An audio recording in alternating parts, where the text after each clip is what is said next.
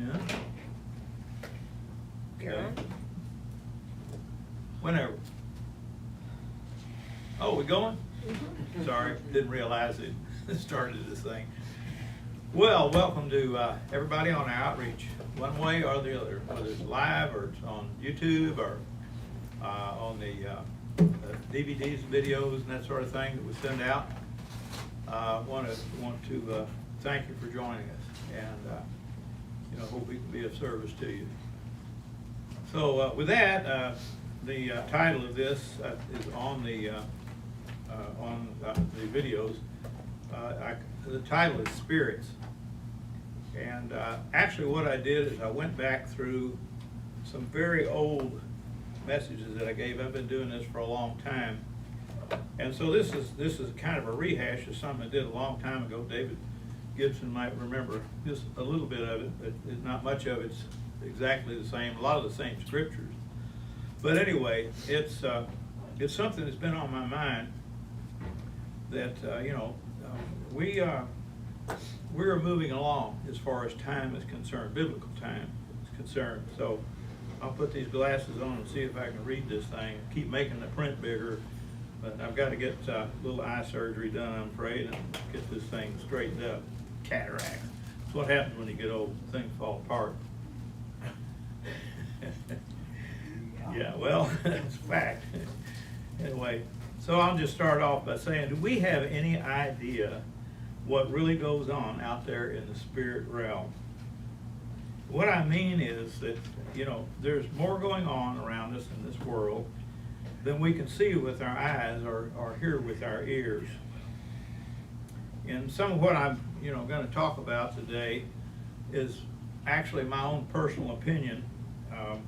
We all have opinions, and so you'll hear some of mine, but mostly I back up whatever I say, or at least try to back it up with scripture of one sort or another. So I'll just mention that what's happening and the trends that I'm beginning to see really seem to be quite dark. In other words, things aren't looking so good. So who do we get our day-to-day information from? Surely our news media, they never deliberately lie to us, would they? They'd never try to manipulate our perception of the news. I don't think they would do that either. Anyway, all of our politicians and extremely rich folks are just as honest as they can possibly be. They would never lie to us or mislead us or anything like that. I'm being facetious, of course. And these folks surely have no agenda for mankind that would go against our Constitution, would they? Perish the thought that deceit is rampant concerning just about every major thing that we hear about. I do not use the TV media, or I do use talk radio a lot, but my news sources are not the same as what most people see. Well, anyway, it's very difficult to know who's telling the truth and who's not. We're told to watch and to pray always, that for we do not know the time. The trends are out there, though. So that quotation's out of Mark 13, verse 33. It should be obvious to us that our way of believing is quite different from what we find in most church organizations. Most religious people believe that people in the so-called afterlife are either reincarnated or they go from some form of purgatory or straight to heaven or hell.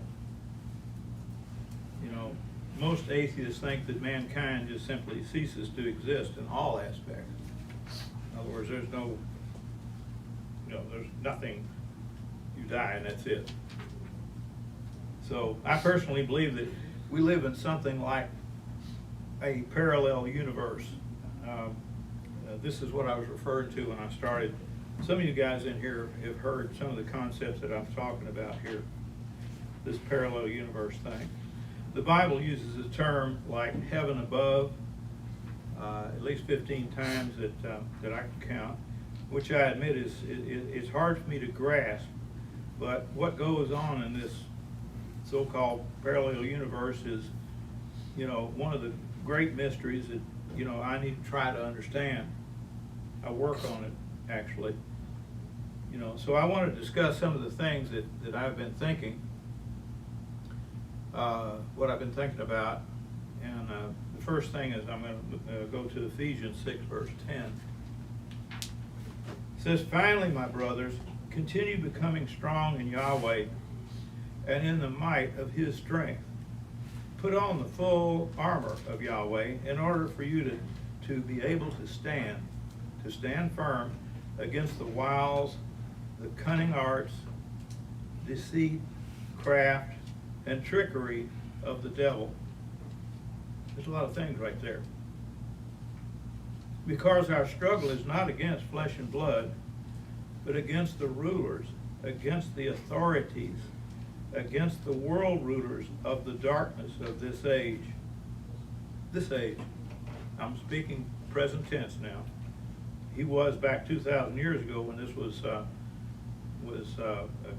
written. But anyway, continuing, "against the spiritual forces of the wickedness in the heavenly realm." I mean, there's a lot right there just in what I just said. "For this reason," Paul writes, "take up the full armor of Yahweh so that you shall be able to resist in the day of evil." And he's speaking future tense. He doesn't, at this time, I'm sure he doesn't know how long this is going to be. He might not have a clue.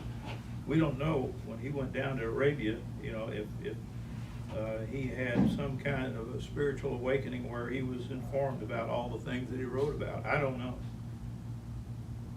Anyway, and that resist in the day of evil, and having accomplished or overcome everything, to stand firm.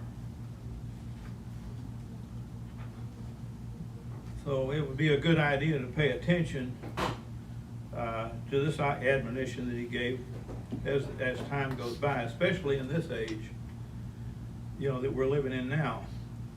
We're now living in the age of artificial intelligence and nanotechnology. I mean, these things were never even thought about. Even 20 years ago, we couldn't have dreamed of what they're doing now. Scientists, many of them did know, because that's what they were working on back then. But the average person had no clue about these things. There are enough nuclear explosives that have been created to kill everything alive, every living thing on this planet alive. I'm even down to the vegetation. And this is why Matthew 24, verse 22 says, "Unless those days be shortened, no flesh," in other words, living things that breathe, at least, "no flesh would have been saved." And I'll add the word alive, because that's what it means. "But for the elect's sake," those are the chosen ones of Yahweh, "for the elect's sake, those days will be shortened." And again, it's repeated over in Mark 13, verse 20. Same thing. So in this, I use the term hypothetical, so-called parallel universe that I mentioned, I believe we live. I believe we live this parallel universe that I believe we live in. That's what I'm trying to get up through my mouth. Anyway, there are spirits, and I'm aware that we know this, but I wonder how much we realize what these spirits are doing and what kind of power they really possess. It's my opinion, for what that's worth. These are real spirits that are operating behind the scenes in our day-to-day life. These spirits consist of many types. Obviously, spirits like Yahweh and Yahshua, the archangels that stood before Yahweh, and the benevolent angelic host, along with Yahweh, that stand for good on one side, and the rest of these beings that are bad, or what we call evil spirits. and they stand in opposition to the good spirits. The thing is that there are lots of them.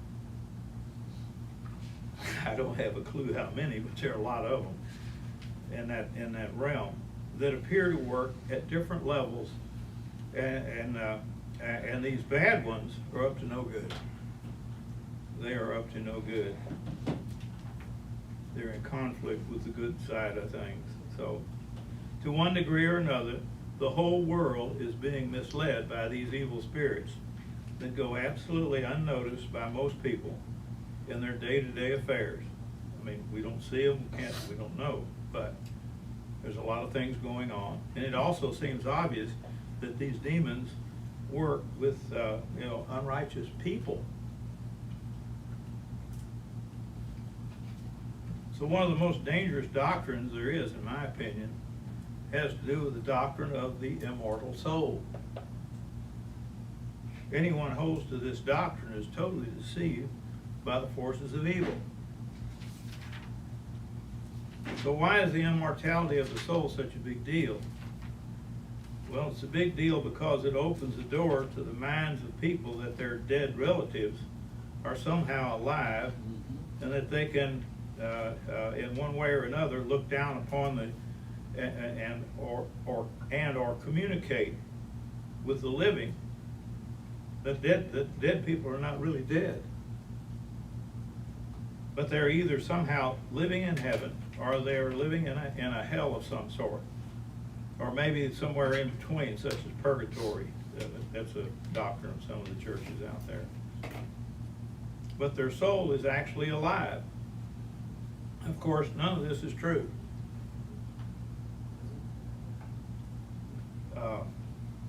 Mankind is absolutely mortal, with the exception of something the Bible describes as the spirit in man, which is what causes the human mind to be on a higher level than an animal brain. I learned this so many years ago, what I just said, back in the old worldwide church that I belonged to, way back. The spirit is not the mind, but works with the brain and creates the mind of man, which is in the essence of the mind of Elohim. In other words, that would be God in your Bible, but Elohim just means the mighty ones. So, to the best of my knowledge, I'll say, speaking of mankind at death, Psalm 146, verse 4 says, and I'll add the two words, a person's spirit departs, and he returns to the earth, and in that day his thoughts perish. So the Bible refers to death as sleep in many places, quite a number of places. So this is very important and something that most Christians do not understand, what I just read. Bob, what verse was that? Yes, ma'am. 140, Psalm. That Psalm was 146, and the quotation was just verse 4. Okay. So I'll put this in the form of a question, and then I'll get around to answering. What is the spirit in man? Well, as I've just said, it's a non-physical function of the mind that separates humans from animals. All living creatures have their spirit. Like the dogs has a spirit, the cat has a spirit, the fish has a spirit, birds have spirits. It's what makes them, if they're alive and they have their structure. They know what they're doing. Fish know what they're doing. Birds know what they're doing. And so it's not something that just accidentally developed. I mean, that's why a cat knocks stuff off the counters and tables and stuff. That's right, yeah. The spirit of a cat. Good man, they catch mice too. So anyway, so man has a portion of Yahweh's spirit. So what happens to that spirit when a person dies? Ecclesiastes 12, verse 7. Some of us here keep track of me. So it says, our bodies return to the earth, and the life-giving spirit returns to, in my version it says God, but that's back to Elohim. and I'll add, it returns to God that gave it in the first place, at birth, or maybe even at conception. And I tend to lean more with the conception concept, because that's when the first thing that happens is when the sperm meets the egg, is it begins to develop. And it's developing into, I mean, we're talking something microscopic now, but apparently the spirit element could be in that also. Just my guesswork, I don't know. Ezekiel 18 verse 4. Ezekiel writes here, talking about Yahweh, says, behold, all souls are mine. I use this word souls a lot here. All souls are mine. As the soul of the Father, also the soul of the Son, they are mine. The soul that sins, it shall die. Souls die, folks. Everybody in this room knows that. But those out in the outreach might not. Souls die. And we know that, all have sinned. Everybody's sinned. Death, as we know it, is the absence of life, because the soul is the breath of life, and without the breath of life, there is death. If you stop breathing, if a person stops breathing, they die. And so I have a lookup for you here on the outreach. You can look in the Strong's Concordance. It's the Hebrew number 5315, about that which breathes. In other words, no breath, there's no life. Now, I want to go to Ecclesiastes 9 verse 5. I'm trying to tie these things all together so it makes good sense. Ecclesiastes 9:5 says, for the living know that they shall die, but the dead do not know anything, nor do they have any more reward. That's it, folks. When you die, just turn back to dirt, one way or the other. It may take weeks if the birds eat you. It may take years and centuries if you're buried in the ground. So anyway, that's the way it goes. And then it continues, for their memory is forgotten. Well, there are, since everybody dies, there are at least two resurrections of the dead. Two of them are listed in Revelation 20, verse 5 and 6. For those on the outreach, write that down, look it up.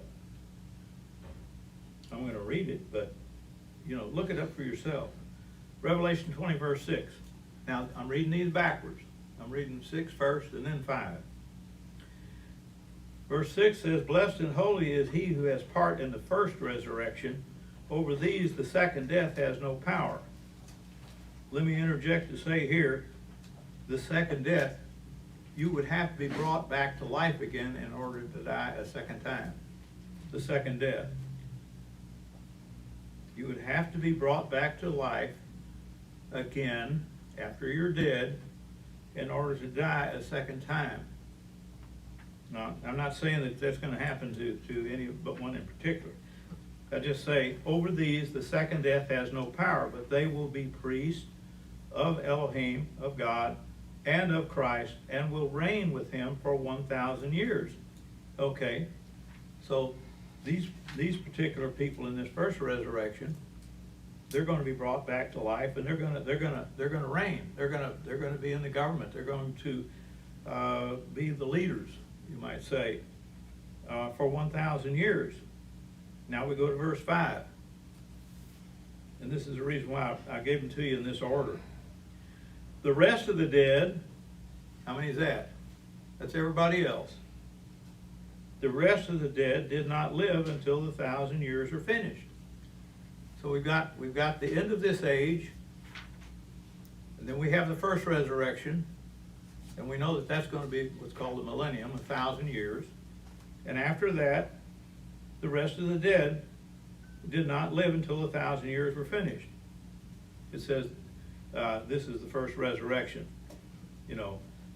So by just using, and the reason I use that, the first resurrection implies that there's a second one. You wouldn't use the word first without using the word second, or something like that. So where am I going with all this? The doctrine of the immortal soul is one of the greatest of Satan's deception that's ever been perpetrated on mankind. This false doctrine is a vehicle that leads to a number of things. It leads to necromancy, or which is the communication with familiar spirits. These spirits have done a very powerful work by deceiving the minds of just about everyone on earth. And I want you to turn to 2 Corinthians chapter 4. 2 Corinthians 4. Because it explains what I'm trying to get across here. If our gospel be hid, it is hidden from them that are lost. What verse? No, Sorry. Bob. Sir? What verse? Oh, I didn't say? No. Yeah, 2 Corinthians 4, verse 3. Okay. Yeah. Thanks. For our gospel be hid, it is hid from them who are lost, in whom the God of this world has blinded the minds of them which believe not. Believe not what? Question mark. What? Well, the plain truth of what the Bible teaches. That's what. I'll continue. Lest the light of the glorious gospel of Messiah, who is in the image of Yahweh, Father and Son, well, my son looks a lot like me, you know, as an example. So, is in the image of Yahweh, should shine to them. Now I want to go to another verse. I want to go to Ecclesiastes 3, verse 17. Ecclesiastes 3:17. It says, I said in my heart, Yahweh will judge the righteous and the wicked, for there is a time for every purpose and for every work. And I said in my heart, it is because the sons of men that Yahweh may prove them, and that they may see that they themselves are but beasts. In other words, animals. We're animals. Okay? For that which befalls the sons of men befalls beasts. Every one thing befalls them. As the one dies, so dies the other. My cat died. My dog died. My mother died. You follow what I'm saying? Yes, they all have one breath. And this is what the key to is about the soul. The soul is a breathing creature. I may repeat that here, I'm just saying it now. They all have one breath. And a man has no preeminence above the beast. For all is vanity. In other words, it's empty, it's nothing. All go to one place. All go to one place. All rub the dirt or dust, and all turn to dust again. How simple is that? The Bible is very simple if you just read it and you put this together. But these seminaries and these churches out here mislead people so badly. They gotta make things complicated? I know where you're coming from, Curtis. Yeah. Why do something simple when you can complicate it? That's Curtis' saying from way back. Anyway, so like I said, there is a time for every purpose and for every work. And as we read earlier, Paul says in 2 Corinthians 4th chapter, 3rd verse, 2 Corinthians 4:3, and even if our gospel is veiled, it is veiled in them who perish, in whom the God of this world, that would be Satan the devil, little g, the God of this world, has blinded the minds of the unbelieving, that the light of the gospel of the glory of Messiah, who is the image of Yahweh, should not shine upon them. It's deliberately held back. They can't see it until Yahweh opens their mind. This next proof that there is no such thing as an immortal soul is found in the book of Job. So I'm going to read a little bit of Job. My version says Job. Just playing around. Job 14, verse 5. Job 14, verse 5. I work with 21 different versions of the Bible, so sometimes I've got one thing I've got on here that I have to give you the Bible that I got it out of, because sometimes, even on doing these searches with eSword around here, some of these translations are terrible, and so you have to kind of cherry pick the ones that are the most logical. So anyway, but this is Job 14, verse 5. Seeing man's days are determined, the number of his months are with you. You have appointed his bonds that he cannot pass. Turn from him. Let's see. Turn from him, that he may rest till he shall accomplish as a hireling in his day. For there is hope of a tree. Yeah. For there is hope of a tree, if it will be cut down, that it will sprout again. And there is the tender branch thereof, who will not cease. I'm sorry, it's my reading. And there is the tender branch thereof will not cease. Though the root of thereof waxes old. This is of these plants he's speaking of. Though the root of thereof waxes old in the earth, and the stock therefore dies in the ground, yet through this scent of water it will bud and bring forth boughs like a plant. But man dies. I'm getting down to it. This is kind of rough reading this particular thing. But man dies and wastes away. Yes, man gives up the ghost. And where is he? That's a question he asks. As the waters fail from the sea, and the flood decays and dries up, so man lies down and rises not. This is what happens to man now. So man lies down and rises not until the heavens be no more. They shall not awake, nor be raised out of their sleep. Sleep is death. Oh, that you would hide me in the grave, that you would keep me secret until your wrath be past. So whatever this is, whatever this wrath is, the wrath has got to pass, that he's saying here. That you would appoint me a set time. Well, obviously it's something in the future. And remember me. In other words, don't forget about me. If a man dies, shall he live again? Question mark.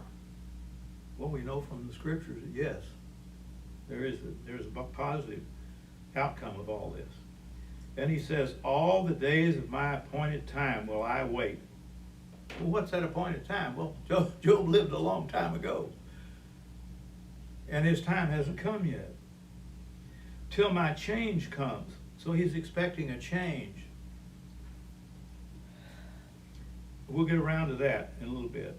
Verse 15, you shall call and I will answer you. You will have a desire to the work of your hands. And Job was a really amazing guy. And it's certainly worth reading everything that went on in his life.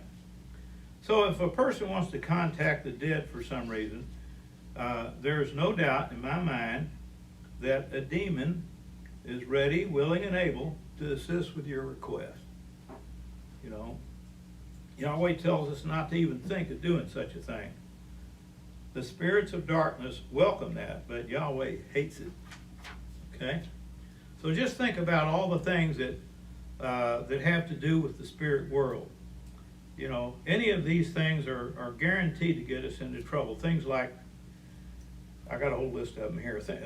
Hypnotism, a trance, mesmerism, which is basically hypnosis, animal magnetism, which is witchery, spell binding, Ouija. You've heard of Ouija board, I'm sure. Okay, and like I said, necromancy, which is the conjuring up of spirits of the dead for the purpose of somehow magically revealing the future or influencing the course of events. That was a dictionary definition. It's the use of power gained from the assistance or the control of evil spirits, especially for things like divining and divination, and that's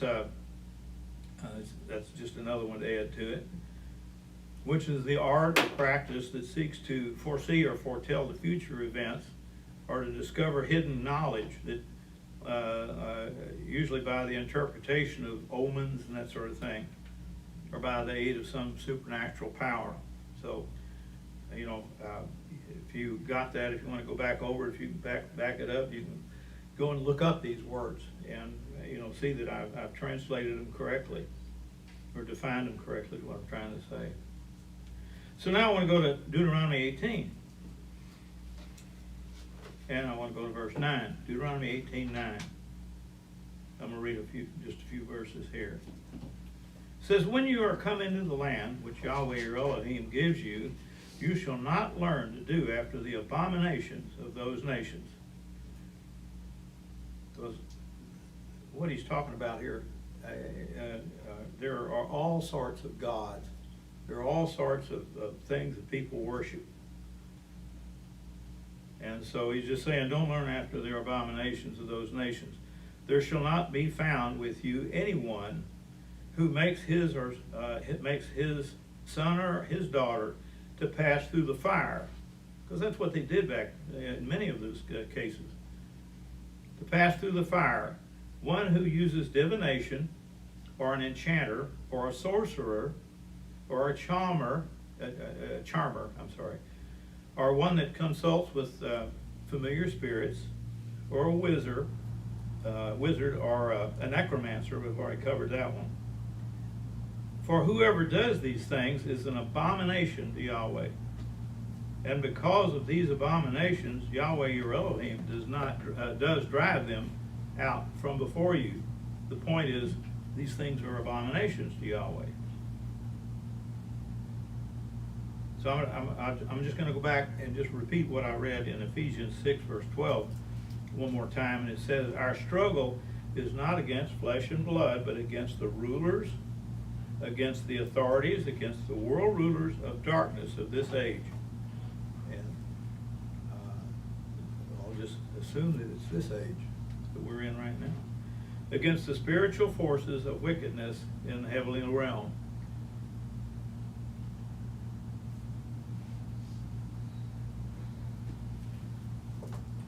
So,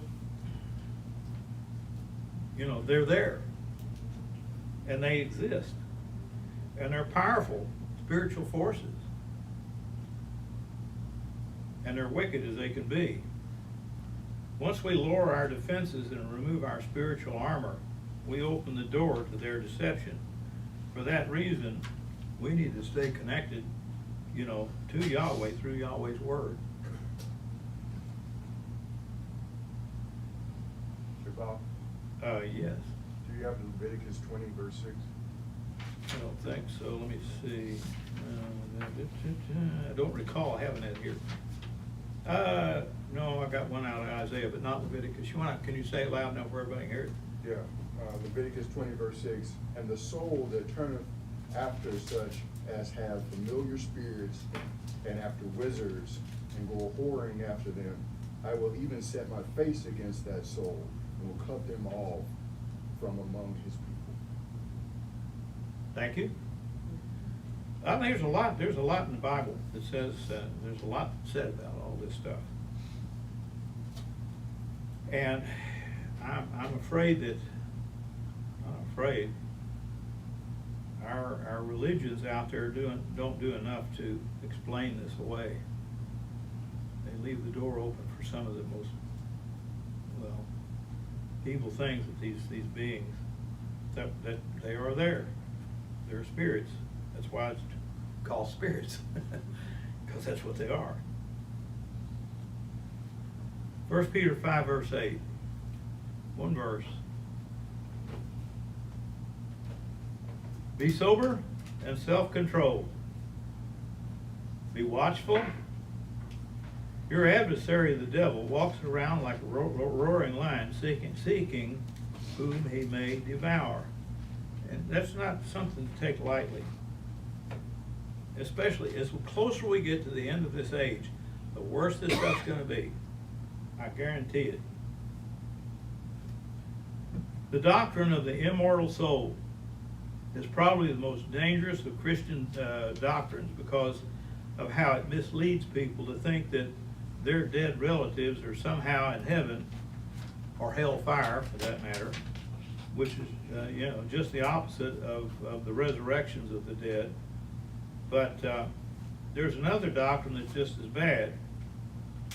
This is the alternative religion for those that do not believe in any kind of God at all. The doctrine of the theory of evolution. It's just as bad as the doctrine of the immortal soul.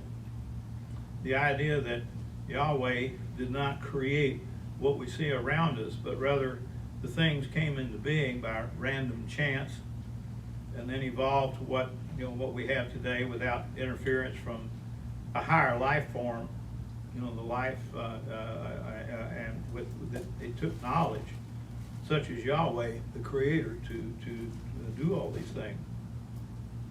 I don't understand it yet. Somewhere down the road, we're going to find out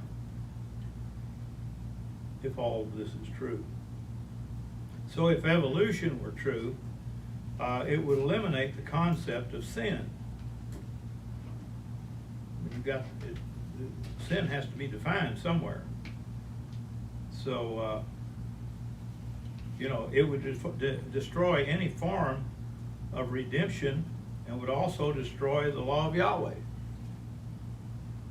The theory of evolution is of itself a great false religion, and it has many believers today. A lot of people that are, and more.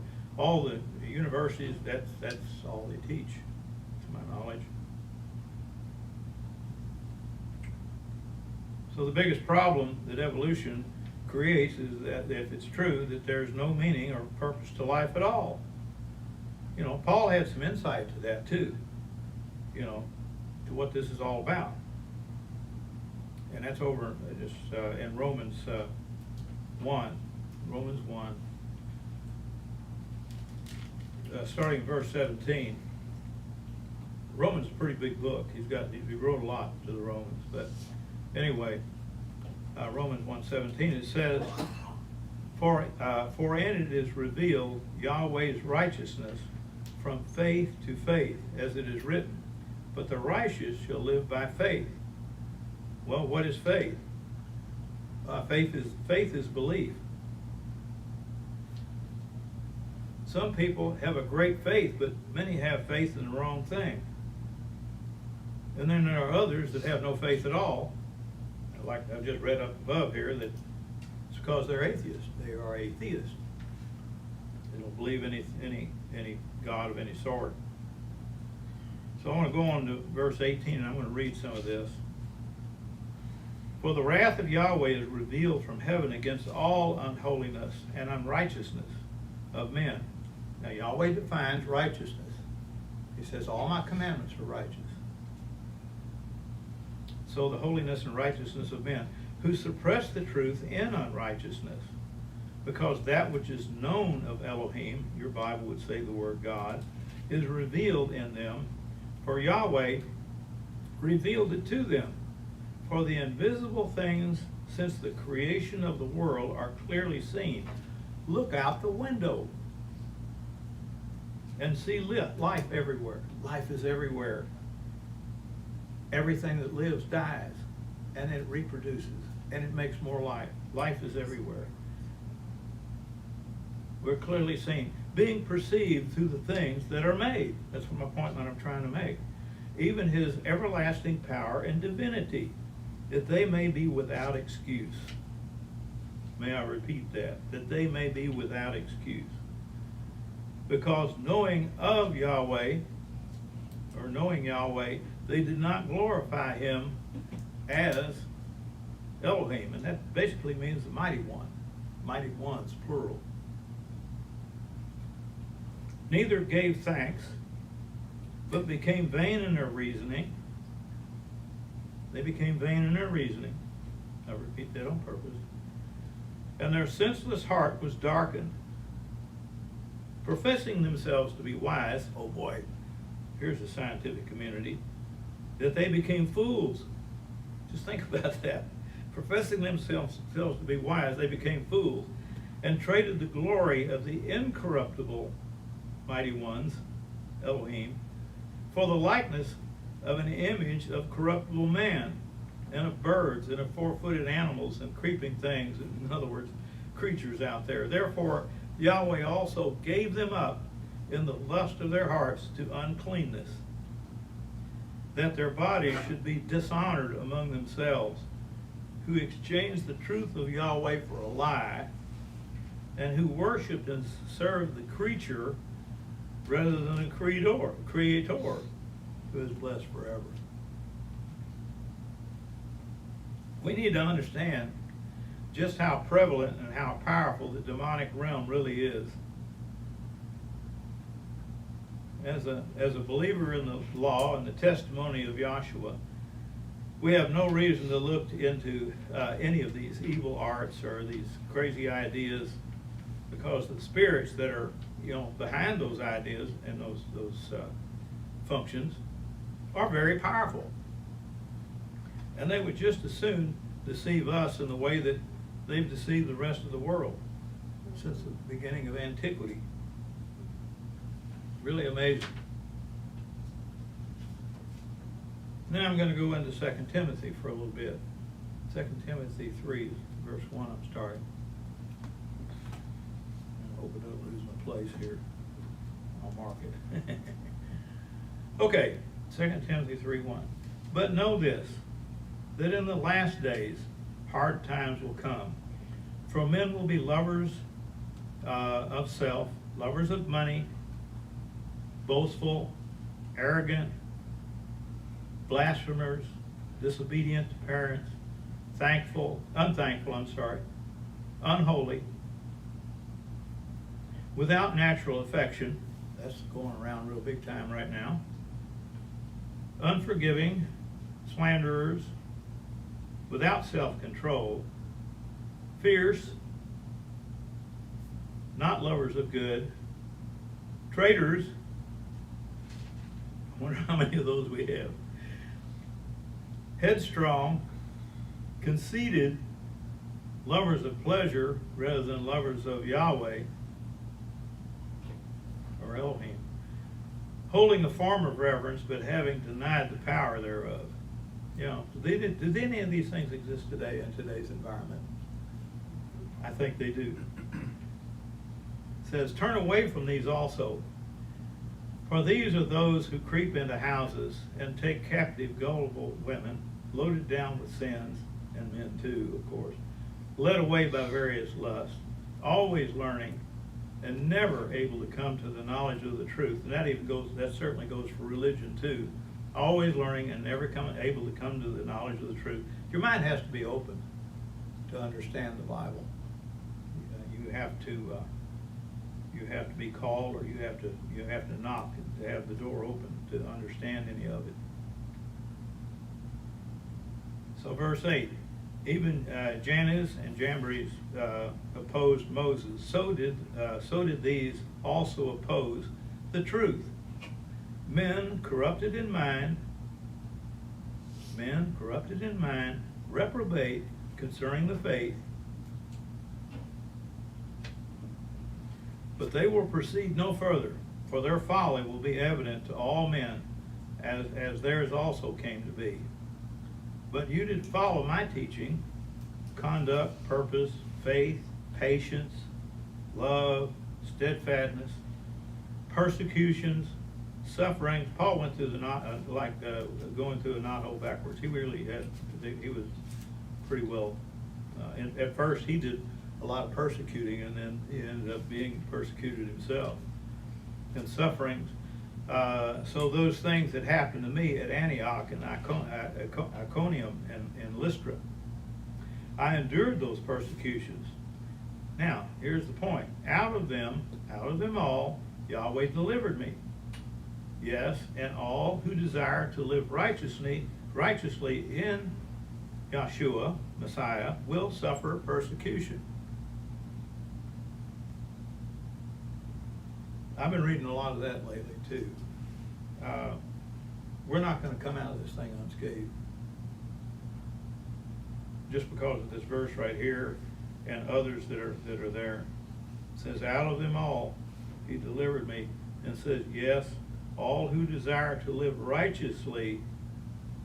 And it's kind of an oxymoron in a way, but all those that desire to live righteously in Yahshua will suffer persecution. But evil men and impostors will grow worse and worse, deceiving and being deceived.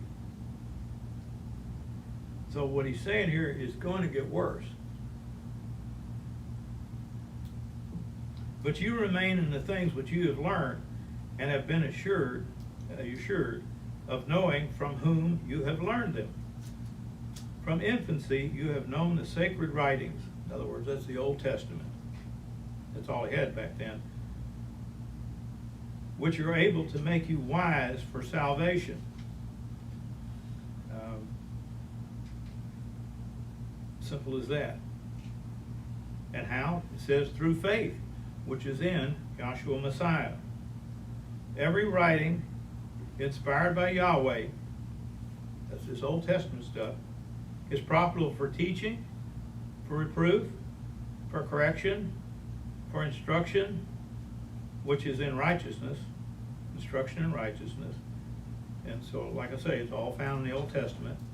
That the man or the woman of Yahweh may be complete, thoroughly equipped for every good work.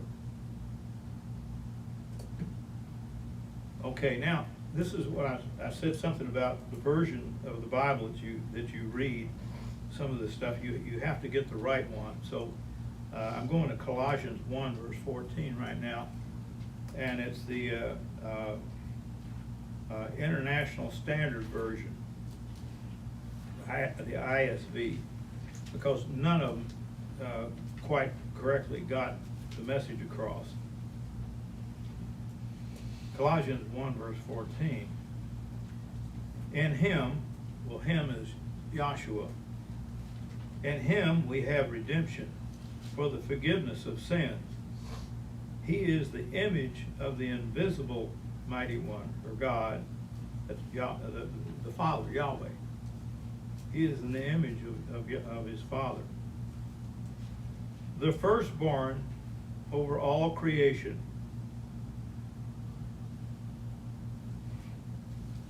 I'm not going to go into detail on that. There's a whole story that I could say behind just what I just said there. The firstborn over all creation. For by him, this is Yahshua, all things in heaven and on earth were created.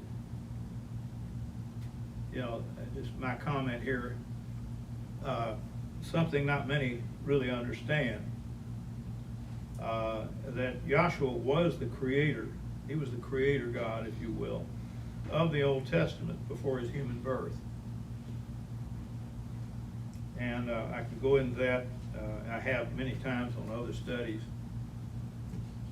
So, anyway, for by him, all things in heaven and earth were created, things visible and invisible, whether kings or lords or rulers or powers. All things have been created through him and for him. So not only in the beginning, but also at the end. All these things were done through and for Yahshua, not the Father. The Father gave him directions and he followed the directions. From the beginning of creation till the end of time, that's the way that's going to be. He himself existed before all things. That's why I'm reading out of this version. They have it correct. Your version probably doesn't have it this way. He himself existed before all things, and by him all things hold together. He is also the head of the body, which is in the church. He is the beginning, the firstborn from the dead, so that he himself might have the first place, or preeminence, in your version probably says, the first place in everything. For Yahweh was pleased to have all of his fullness live in him. Him being Yahshua. Through him he also reconciled all things to himself, whether things on earth or things in heaven, thus making peace through the blood of his cross. In other words, his suffering. You who were once alienated and hostile in mind, doing evil deeds, he now has reconciled by the death of his physical body, so that he might present you holy, blameless, and without fault before him. However, you must remain firmly established and steadfast in the faith. That is a fact, without being removed from the hope of the gospel. So you can be removed. That's the whole point there too. So that you, without being removed from the hope of the gospel that you heard, which has been proclaimed to every creature under heaven, and of which I, Paul, have become a servant. So, I just want to say here, just a kind of an insert, that if you want evidence about the Father and the Son in the Old Testament, just simply go to Proverbs 30 verse 4, and you can see that they're both there. It's almost, I don't know how in the world it got inserted there, but apparently Solomon, if he wrote that, he had some insight to what God is all about. Mm-hmm. Okay. Now I'm about done. I want to go to Isaiah 8, verse 18.